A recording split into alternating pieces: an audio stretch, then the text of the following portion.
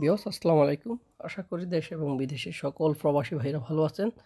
তো আজকে আপনাদেরকে মালয়েশিয়া পাম অয়েল এবং কৃষি বিষয়ের সর্বশেষ আপডেট জানাবো এবং মালয়েশিয়া কবে আবার নতুন করে কাজ শুরু হচ্ছে সে বিষয়ে আপডেট জানাবো। ইতিমধ্যে মালয়েশিয়া পাম অয়েলের কৃষি বিষয়ের মেডিকেল চলতেছে। তো মেডিকেলে আপনারা অনেকেই হয়তো 3 মাস 4 মাস হয়ে গেছে আপনাদের মেডিকেলে কোনো কলিং ভিসা হচ্ছে না। এটার একমাত্র কারণ হচ্ছে মালয়েশিয়ার পাম অয়েলের কাজটা খুব ভালো মতো চলতেছে না বর্তমানে। এত বেশি দ্রুত হচ্ছে না, খুবই স্লো কাজ, খুবই ধীর গতিতে কাজ হচ্ছে। অনেকের কলিং হচ্ছে, অনেকের হচ্ছে না। আসলে অনেকের কলিং হওয়ার পরও অনেকে যেতে পারবে না ভিসা হওয়ার পরও, কেন বিভিন্ন জটিলতা আছে, বিভিন্ন সমস্যা আছে, প্রশাসনিক সমস্যা এবং মালয়েশিয়া অ্যাটেস্টেশন বলেন এবং ভিসা বলেন, কোম্পানিরও অনেক সমস্যা থাকতে পারে, লোক নেবে না হয়তো। অনেকে হয়তো ডিমান্ড লেটার নামাইছে, কাজ কিনছে, কিন্তু ওই লোকগুলো ঠিকমতো ফাড়াইতে পারবে না ওই কাজের উপর মালয়েশিয়া পাম অয়েলে। তো বিভিন্ন সমস্যা থাকার কারণে অনেকে যেতে পারবে না, অনেকে যেতে পারবে। তো আপনারা খুব সতর্ক থাকবেন। Palm oil, Malaysia palm oil কৃষি বিষয় যারা যাবেন, আমাকে প্রতিদিনই আপনারা ফোন দেন, মেসেজ দেন, ভাই আমার মেডিকেল হয়েছে 3 মাস হয়েছে, কলিং আসতেছে না, ভিসা আসতেছে না কেন।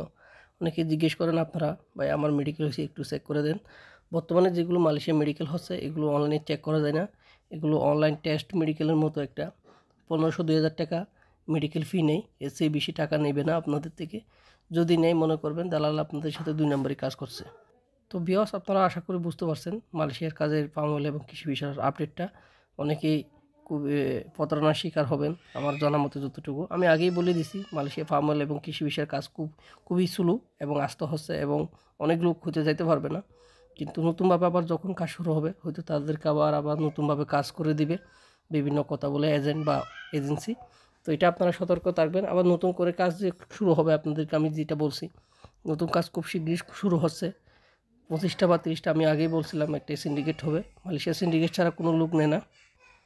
তো মালয়েশিয়া সিন্ডিকেটে কাজ চলমান, যে কোনো 25টা বা 30টা সিন্ডিকেট হতে পারে দ্রুত সময়ের মধ্যে। তো মালয়েশিয়া কাজটা হয়, প্রথমে কাজটা কোম্পানি থেকে কিনতে হয়, বাঙালি সাব এজেন্ট, বিভিন্ন বাংলাদেশের অনেকগুলো এজেন্সি আছে। অনেক সিন্ডিকেটে যারা থাকে তারা আসলে কাজগুলো কিনে না, কিনে হচ্ছে থার্ড পার্টি। এই সিন্ডিকেট যে অফিসে কাজ ঢুকে সেই অফিসে কাজটা করে দেয়। তো ভিউয়ার্স, যারা চ্যানেলটি এখনও সাবস্ক্রাইব করে নেয় চ্যানেলটি সাবস্ক্রাইব করে দিবেন। তারা জানেন আমি নতুন নতুন আপডেট আপনাদের সবসময় দেওয়ার চেষ্টা করি। তো আপনারা যারা নতুনভাবে মালয়েশিয়া যেতে চাচ্ছেন তারা একটু অপেক্ষা করেন, একটু সময়ের মতো মালয়েশিয়া সিন্ডিকেট মাধ্যমে আপনারা যেতে পারবেন। মালয়েশিয়া খরচ হয়তো আগের মতোই হবে, সরকারি খরচে যেতে পারবেন, এটা আপনারাও জানেন। সবাই ভালো থাকবেন, চ্যানেলটি সাবস্ক্রাইব করে দেবেন। নতুন নতুন আপডেট আসলে ইনশাল্লাহ আপনাদেরকে জানিয়ে দেওয়া হবে। ভালো থাকবেন। আসসালামু আলাইকুম।